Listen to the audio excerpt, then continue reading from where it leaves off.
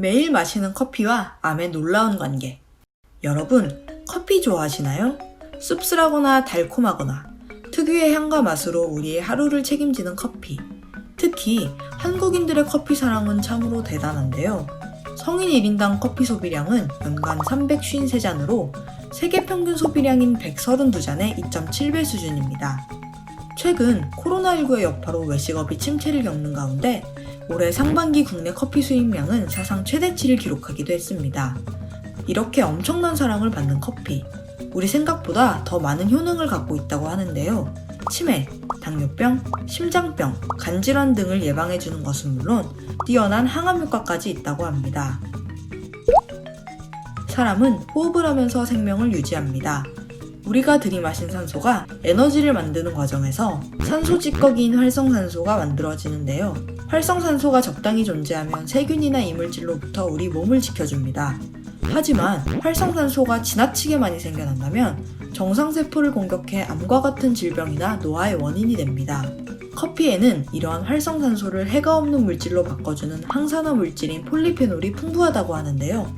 커피콩 속에는 폴리페놀의 일종인 클로로젠산이 많이 함유돼 세포의 산화를 막고 염증을 줄여 암 예방에 도움을 줍니다.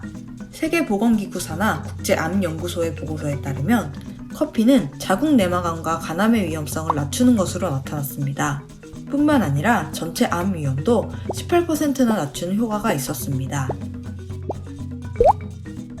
뛰어난 항암 효과를 가진 커피. 그런데 이 커피가 되려 암을 일으키는 발암물질로 취급받은 흑역사도 있다는데요. 지난 2018년 미국 캘리포니아주 법원은 커피 회사들이 커피컵에 발암 경고문을 붙여야 한다고 판결했습니다.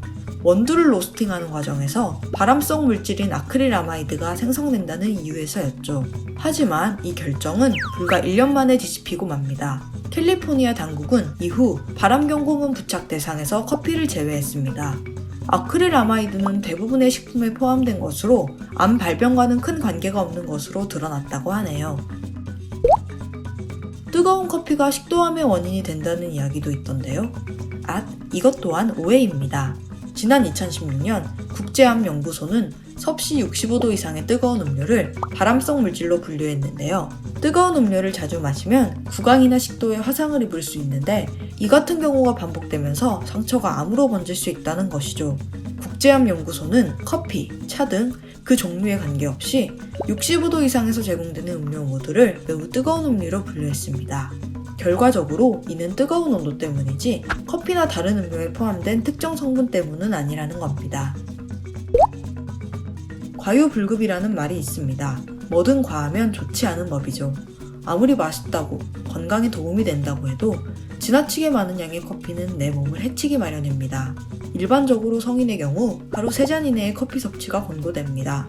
너무 많은 양의 커피는 고혈압과 심장병, 뇌졸중의 위험을 불러올 수 있으니 주의하세요. 그리고 아까 말했던 것처럼 식도를 지키기 위해서는 뜨거운 커피를 후후 불어서 천천히 식혀 먹는 것이 좋겠죠?